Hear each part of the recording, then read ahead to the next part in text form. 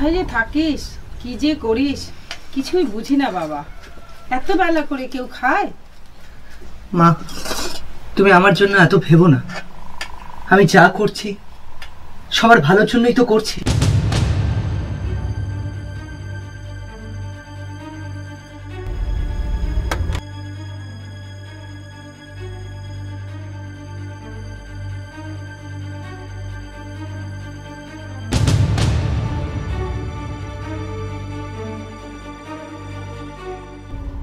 দেখবে একদিন আর আমাদের কোনো দুঃখ কষ্ট থাকবে না মা।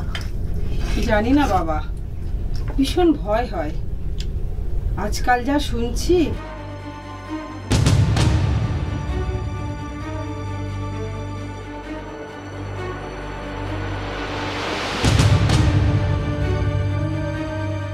সব ঠিক হয়ে যাবে, আমি বলছি তো সব ঠিক হয়ে যাবে। খেয়ে নে বাবা, খা। একটু সবজি দেন। এই 10 সাল আগে অনেকদিন ধরে বুঝছিলাম তোকে। কোথায় তো আমার সব হয়েছে। চল নেতাকে দেখাবো। চল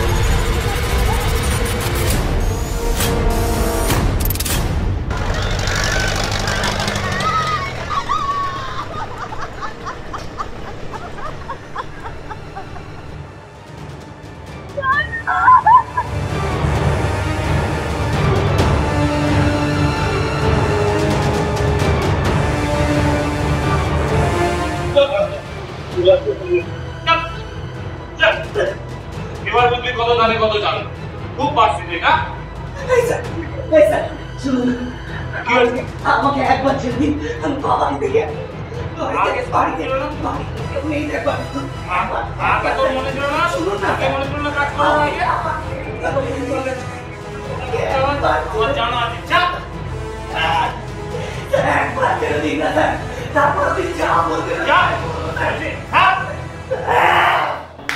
শীর্ষস্থানীয় নেতার বিরুদ্ধে ওঠা অভিযোগ তদন্ত করে দেখার কথা ঘোষণা করেছে সরকারি কৌশলীর দপ্তর।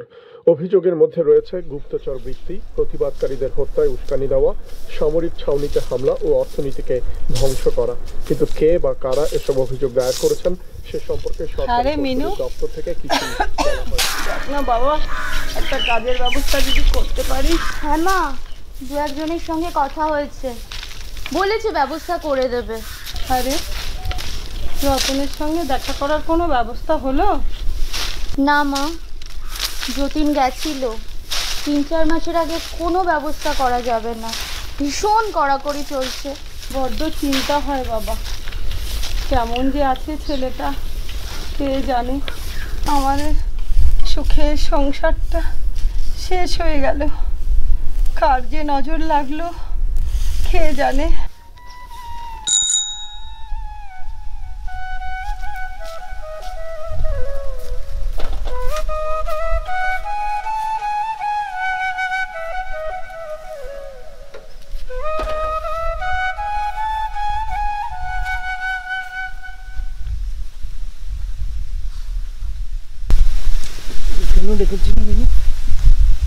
আসলে একটা কাজের ব্যবস্থা হয়ে গেছে।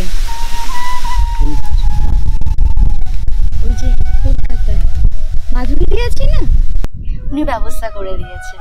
কলকাতায় অনেক জানাশোনা ওনার। মাধুরী দি? তুমি জানো না মাধুরী দি? আমাকে এটা করতেই হবে। কিন্তু কথা দাও, কিছু একটা ব্যবস্থা হলে তুমি এটা ছেড়ে দেবে।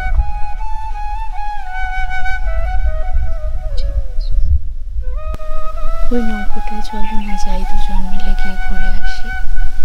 যাবে? চলো।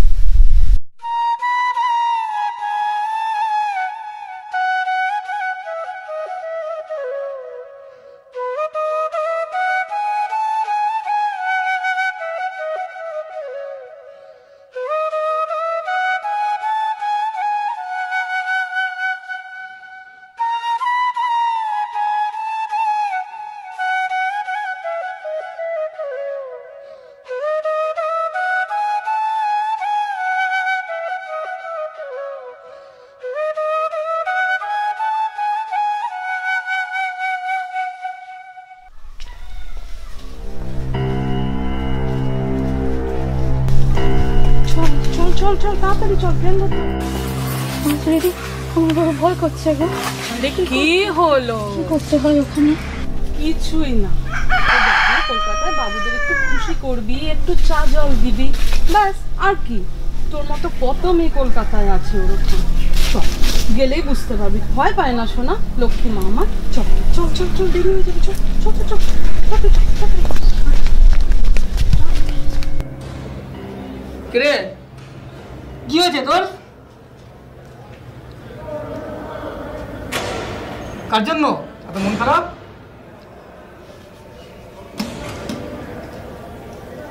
এই তো কটা দিন হলো, এখনো অনেক সময়, বুঝেছিস?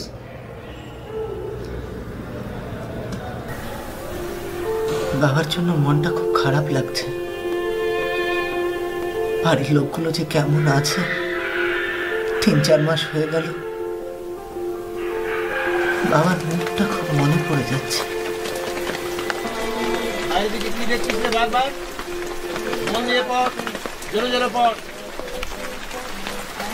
পড় পড়।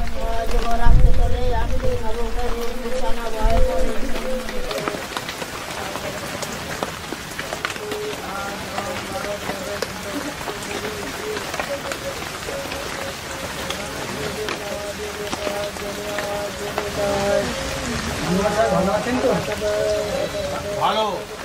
তা তোমার বাড়ির সবাই ভালো তো? তা কি মনে করে আসা হয়েছে?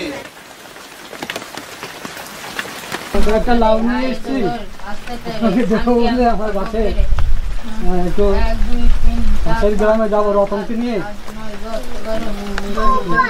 ঠিক আছে, যাও, রতনকে নিয়ে যাও, তবে কালকে কিন্তু আবার পড়তে পাঠাবে। হ্যাঁ হ্যাঁ আচ্ছা, হ্যাঁ পড়ো, তোমরা পড়ো। হ্যাঁ রতন, যাও বাবার সঙ্গে। হ্যাঁ তুমি এদিকে সরে এসো। এই ছেলে, সরে বসো, পড়ো জোরে জোরে জোরে। হ্যাঁ অজগর আসছে তেড়ে, আমি ভাই বলে ইগর কাটি।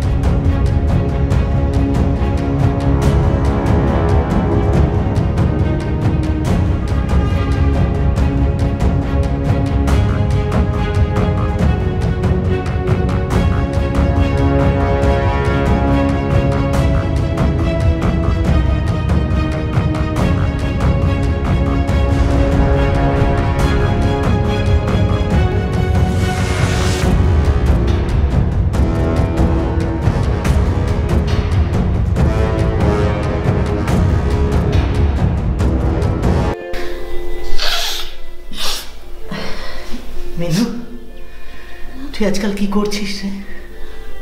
কলকাতায় একটা শাড়ির কারখানায় কাজ পেয়েছি,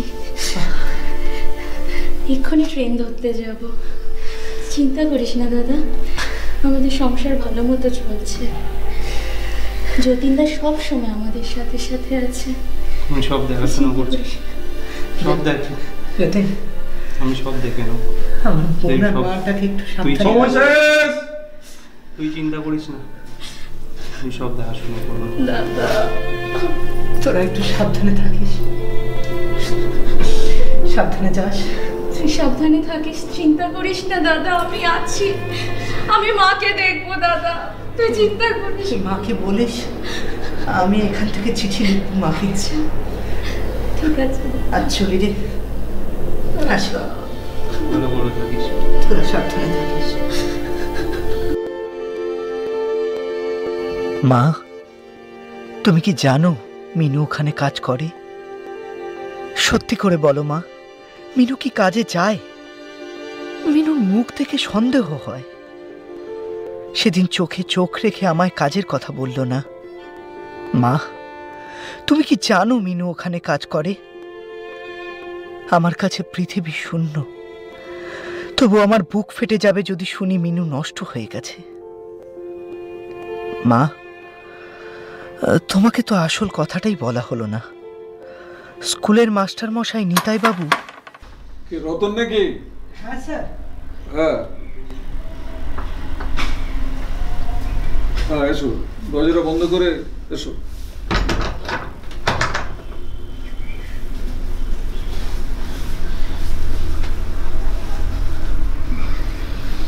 আজকে তোমাদের যে জন্য আমি ডেকেছি, পড়াশোনা করার জন্য না। পড়াশোনা অনেক দিন এবার বন্ধ রাখতে হবে, বেশ কিছুদিন বন্ধ রাখতে হবে, তার কারণ আছে। আজ দেশের অবস্থা খুব খারাপ। আজ চাষি ভাইরা খেতে পারছে না, আজ শ্রমিকরা খেতে পারছে না, সাধারণ মানুষ আজকে অনাহারে মরতে চলেছে। এই অবস্থায় পড়াশোনা করে কি হবে? আমরা পরাধীন ছিলাম, আবার পরাধীন হব, দেশ বিক্রি হয়ে যাবে। পরাধীন? আবার কি করে পরাধীন হব স্যার? পরাধীন কথাটার মানেটা কি? পরাধীন কথাটার মানেটা হলো পরের অধীন। সেই আমরা তো পরের অধীনে ছিলাম। আজকে আমাদের স্বাধীনভাবে কোনো কাজ করার শক্তি আছে? নেই। দেশের বেশ কিছু বড় লোক যোদ্ধা, তারা আজকে পিছন দিক দিয়ে এই দেশটাকে চালাচ্ছে। তারা বড় লোক হবে, গরিবরা আরো বেশি করে গরিব হবে। আজকে আমরা মুখে বলছি দেশ স্বাধীন হয়েছে। এই কোন স্বাধীনতা? এই স্বাধীনতা আমরা চাইনি। আমরা শোষণহীন সমাজ চাই, আমরা সত্যিকারের স্বাধীনতা চাই। স্যার, তাহলে আমাদের এখন কি করতে হবে? সেইটা বলবার জন্যই তো আমি তোমাদের ডেকেছি। তোমাদের এখন যেরকম ভাবে আমি বলবো সেরকম ভাবে তোমাদের এগোতে হবে। স্যার, আপনি যা বলবেন আমরা তাই করবো স্যার। দেশের জন্য আমরা মরতেও রাজি আছি। হ্যাঁ স্যার। স্যার, এটা ধরো রতন, এটা আমি পরে বুঝিয়ে দেবো। এটা কি আছে তুমি দেখেও নিতে পারো।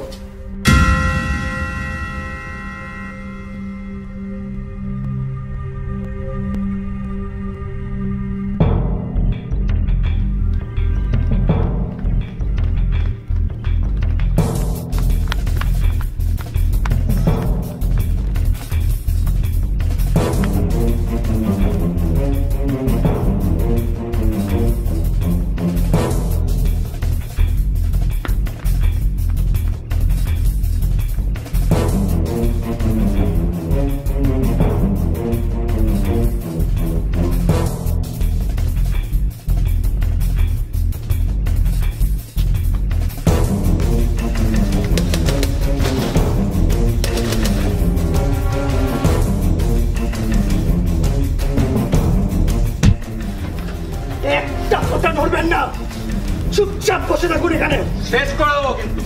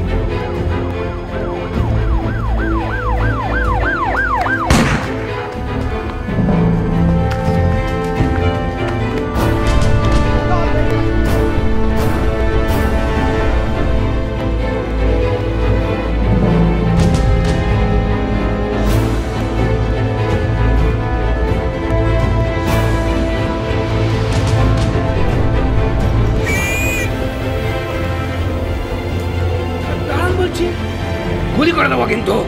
দাঁড়ান দাঁড়ান মশাই, দাঁড়ান বলছি, দাঁড়ান।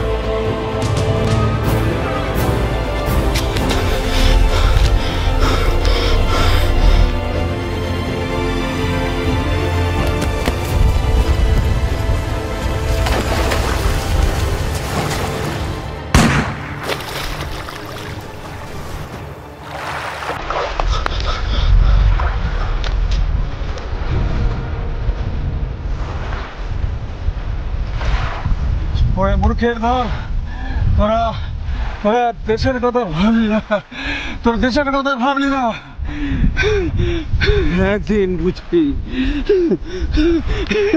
একদিন বুঝবি। নবীন প্রজন্মকে মরুপথে চালিত করতে একবারও দ্বিধাবোধ হলো না আপনার? ভুল বুঝিয়ে ছেলেদের নষ্ট করেছে। আপনার তো নতুন প্রজন্মকে মানুষ করার কথা ছিল মাস্টারমশাই।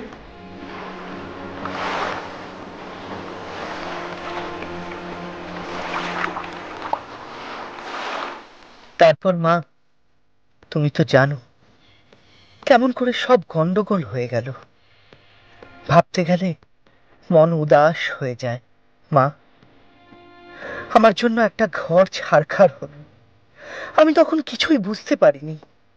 জানি একবার যদি তোমাকে বলতাম তুমি কিছুতেই যেতে দিতে না।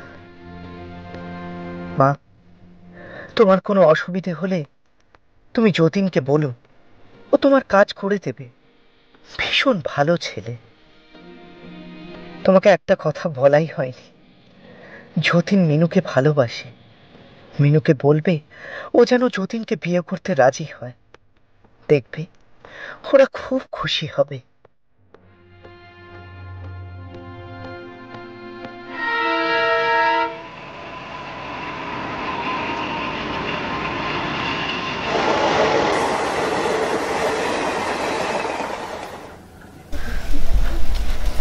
মিনু, তুমি কি চাকরিটা ছাড়তে পারবে? তোমার ক্ষমতা আছে আমাকে বিয়ে করে ঘরে নিয়ে যাওয়ার? তাই বলে কি শরীর বেঁচে? যতদিন কিছু না হয়। কিন্তু আমার যদি কিছু একটা হয়ে যায় তাই বলে কি তুমি চাকরিটা ছেড়ে দেবে? কথা দিলাম। তুমি জানো কি কলকাতায় আমার একটা কাজের বন্দোবস্ত হয়েছে। সত্যি? হ্যাঁ।